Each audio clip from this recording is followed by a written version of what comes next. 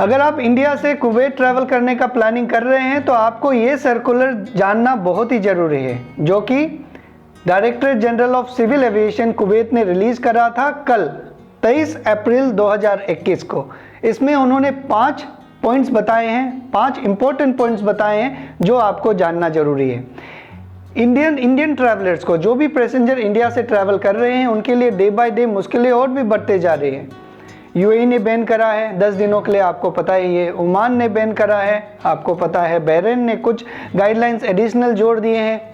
तो पता नहीं आगे और भी क्या क्या प्रॉब्लम्स आने वाले हैं। तो चलिए इस वीडियो में मैं आपको ये सर्कुलर को एक्सप्लेन करके बताऊंगा, वो सारे पॉइंट्स बताऊंगा। आपके जो सवाल हो सकते हैं वो भी एक्सप्लेन करूंगा। वीडियो को पूरा कंप्लीट देखिएगा। सर्कुलर आपके स्क्रीन में है, जो directorate general of civil aviation ने रिलीज करा था 23 तारीख को। इसमें उन्होंने 5 पॉइंट बताए हैं। जो पहला पॉइंट उन्होंने बताया है कि direct commercial flights from Republic of India to Kuwait, direct commercial flight suspend कर दिया गया है। कब से? 24 तारीख रात के 12 बजे से। ओके। दूसरा पॉइंट उन्होंने बताया है, ये पॉइंट थोड़ा इंपॉर्टेंस है, इसको पॉइंट पार्ट बाय पार्ट समझेंगे।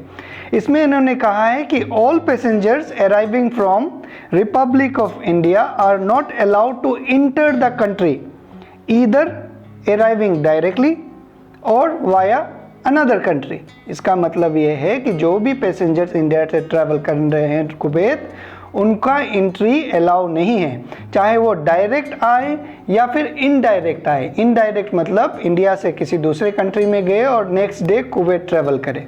ओके।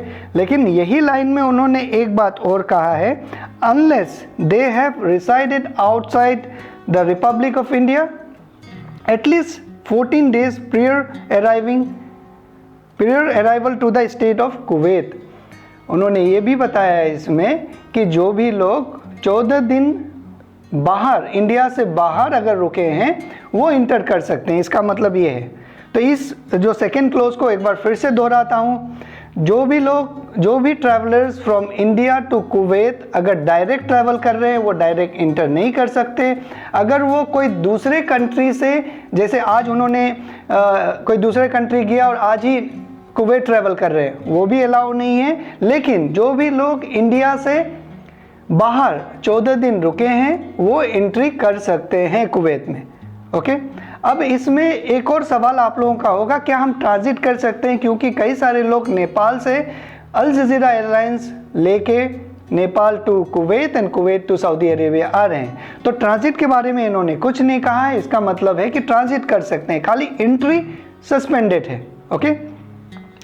अब थर्ड पॉइंट पढ़ते हैं। थर्ड पॉइंट में इन्होंने ये कहा है कि जो कुवैत हैं और उनके कुवैतीस हैं, कुवैत के सिटीजन्स हैं, उनके रिलेटिव्स और उनके डोमेस्टिक वर्कर्स, उनके लिए ये सर्कुलर एप्लीकेबल नहीं होगा। ओके। अब फोर्थ पॉइंट उन्होंने ये कहा है कि ये भी ध्यान दीजिए, operation of air flight okay will continue from Republic of India. क्योंकि पॉइंट 1 में तो इन्होंने कहा था कि डायरेक्ट कमर्शियल फ्लाइट मतलब जिसमें पैसेंजर जाते हैं। अब फोर्थ पॉइंट में इन्होंने कहा है एयर फ्लाइट मतलब जो भी कार्गो एयरक्राफ्ट है वो बंद नहीं होगा, वो इंडिया से कुवैत जाएंगे। Okay. Fourth point. Fifth point इन्होंने बताया है कि ये सर्कुलर शनिवार सैटरडे 24 अप्रैल रात के 12 बजे, मतलब 1 सेकेंड उन्होंने लिखा है, देख लीजिए, 12 बजे पकड़िए, तब से लागू होगा। तो ये 5 पॉइंट इन्होंने बताया है, जो मैं उम्मीद करता हूं कि आपको समझ में आ गया होगा।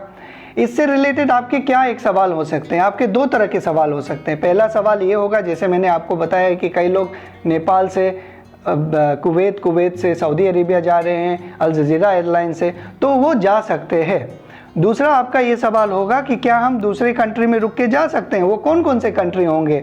इस सर्कुलर में तो ऐसा लिखा नहीं है कि ये कंट्री से आप आएंगे, नहीं आएंगे तो आपको एक्सेप्ट नहीं किया जाएगा। बस इतना लिखा हुआ है कि अगर आप इंडिया से ट्रैवल कर रहे हैं तो आप कोई दूसरा कंट्री में 14 दिन रुकेंगे तो आप कुवैत में इंटर कर सकते हैं। तो ये एक सर्कुलर था। आपके अगर कोई फ्रेंड हैं जो ट्रैवल करने वाले हैं, प्लानिंग कर रहे हैं, तो आप लोग शेयर कीजिएगा। और अगर आप सऊदी अरेबिया ट्रैवल करने वाले हैं तो जल्द से जल्द प्लानिंग कीजिए। हर दिन पिछले 2 दिनों में बहुत सारे चेंजेस हुए हैं, अब आने वाले दिनों में पता नहीं और क्या क्या चेंजेस होगा। तब तक अपना ख्याल रखिए। Thank you very much.